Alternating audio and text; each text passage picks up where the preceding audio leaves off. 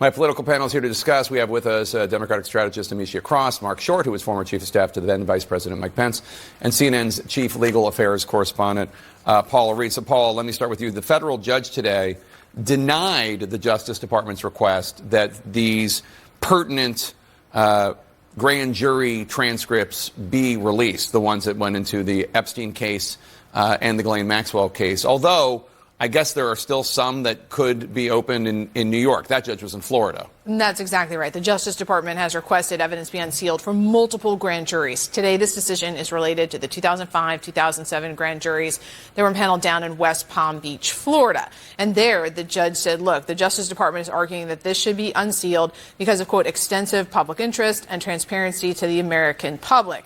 She said that does not qualify as an exception to the default, which is that this is confidential material. So you're not going to get the material down there unless the Justice Department appeals.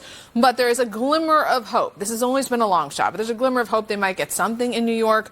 What we know up there is that the judge has given the Justice Department another week to come up with some more robust legal arguments for why this should be released. They've also given, though, Maxwell and any potential victims another week or so to weigh in here about what they think. This is a long shot. The default is to keep this confidential. Maxwell is expected to oppose this.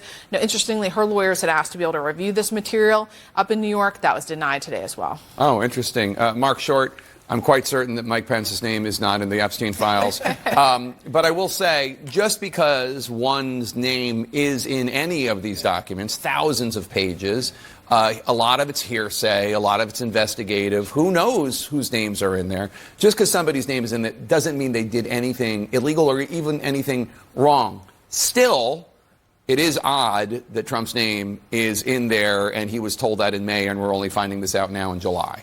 Well, I think that was probably the least surprising news of the day, Jake, when you learned that the president who had campaigned and the vice president had said so much that they would release this, that the attorney general had, and then when they backed off of it, I think most people assumed that the president's name was included in there. And she said, you don't know what the context is, but I don't think they're going to get this behind them until they actually release the files. I do think that Congressman Raskin protests a little bit too much. I mean, it was only a couple years ago the Democrats had control of the House, the Senate, and the Department of Justice. And so if they wanted to release these files, they certainly had the ability to do that themselves. I don't disagree. Amicia, House Oversight Committee voted to subpoena the Justice Department to release files related to Epstein. The Comer still has to sign off on it. What do you make of it all? Well, at this point, I think that the White House is trying to basically move the ball. He doesn't want to release the Epstein files. He knows that his name is in it. He also just wants this story to go away.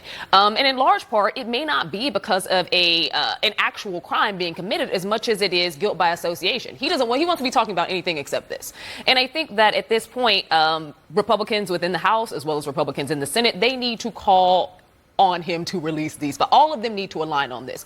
One, because it's not going to go away. The story is not going to go away. A lot of his acolytes were the people who pushed the story to begin with. They are the ones who said drain the swamp. He is the one who is now expanding that swamp, and it looks worse and worse every day that he continues to delay.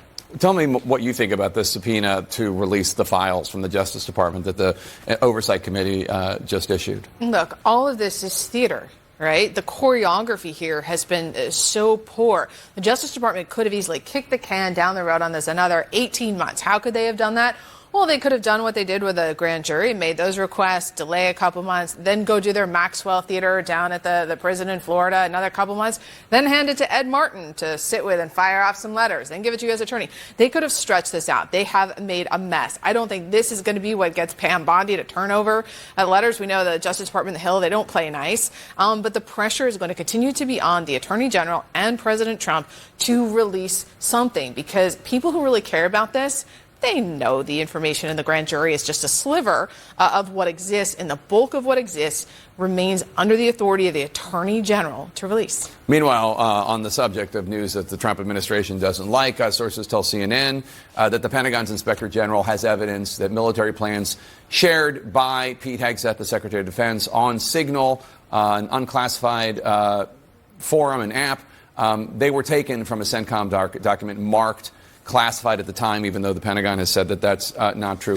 Do you think if the Inspector General's report comes out and basically confirms what we're reporting and the Washington Post has first reported, do you think that there will be any consequences for Hegseth, or no, it doesn't matter?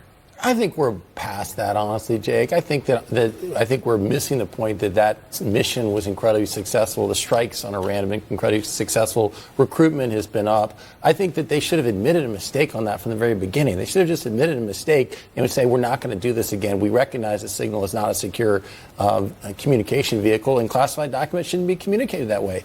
There's also, I mean, the White House Situation Room is there to help you have these sorts of conversations in a very classified manner. So it was a big mistake, but they should have just accepted the mistake and said, we're not going to do it again. The thing is, I don't disagree with what you're saying, forest for the trees, but not only did they say there was nothing classified, he said it under oath before Congress. Yeah, Hillary Clinton would also like a word. I mean, the past decade has been defined. The one thing that unites all the parties is sort of an inability to protect your classified information, and then watching those stories be weaponized. And again, the statement under oath also could become a problem.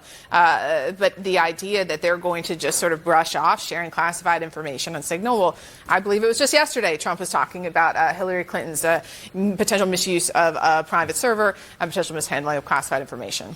I was going to say, Marc knows this probably better than anybody from serving in the administration. This is a continuation of them not admitting to any level of wrongdoing. And for, this party, the Republican Party, to have called out Hillary Clinton, I think rightfully so to a certain extent, on, using a server that was not protected, you have to have that same level of upset around Pete Hegseth, who many of us knew was lying when he said that it wasn't protected information to begin with. Now, what is the next move going to be? Is he going to say that he has the authority to declassify, which is what we heard from Donald Trump when he got raided at Mar-a-Lago with documents that he shouldn't have had? Is this going to be more of the same? And I think that with this administration, we can also probably guess that he has used this method more than a few times when it comes to classified information over Signal, because we know he had more than one chat. All right. Thanks to one and all.